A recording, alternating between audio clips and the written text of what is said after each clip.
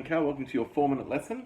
Today we're going to be doing a lesson from the Guitar Toolbox. This is the first book I ever wrote, and it really gives you the fundamentals of lead and rhythm guitar, and gets you really started on the guitar as well, which is great. So we're going to do a little bit of a lead guitar lesson today. This song's going to be based upon the major pentatonic scale.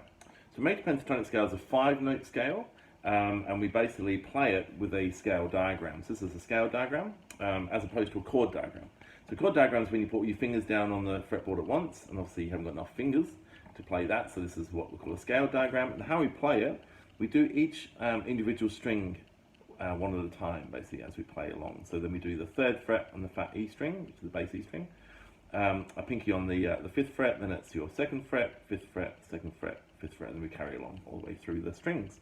You can also use the tab as well. There's a tab there if you need to use that instead, that's fine.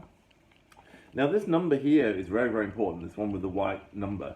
It's called the root note, and as you can see it's a little square around the 3rd fret. So that means it's the root note of the scale, the naming note of the scale. So if you look at the notes, E, F, F sharp, G, so we call that the G major pentatonic scale, and that means that we play in the key of G. So remember, the keys are basically families of chords essentially. And you're playing lead guitar in the key of G, and that's very, very important. We need to play in the same key. So let's play it first of all, and I'll explain what we use it for. So let's look at how we play it practically. So we have our 2nd finger on the 3rd fret. This is our root note, the G. Then we just go down the line like this,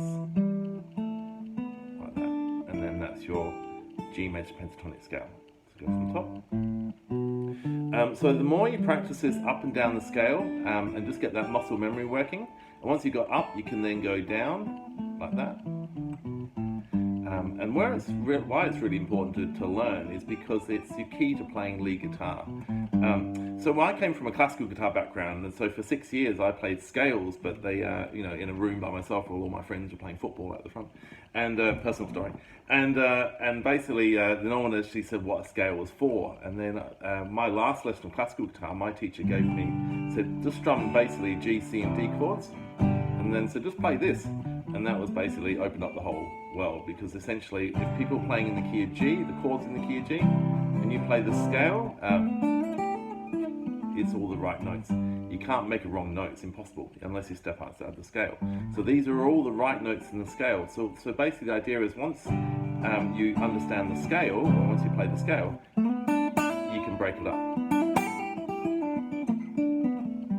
And that's the style of lead guitar. So in the book, basically, there's things called licks, where they're basically pre-made phrases like this. So basically, once you get the idea of the scale, we can actually break up the scale and create music, because the scale is only the notes, essentially. The music is what's inside the scale, basically, and that's what you can kind of extract from the notes of the scale. And then, yeah, and so nowadays you've got so many backing tracks. You can put on YouTube and just type in G major backing track, and then just try putting this scale against it. I've got backing tracks in the Guitar Toolbox book as well, but there's so many resources, and even songs. If you've got a friend who plays guitar, just get him to strum G, D, C, anything in the key of G, and just practice this scale over the top, and you'll be amazed how it sounds, because it's perfect.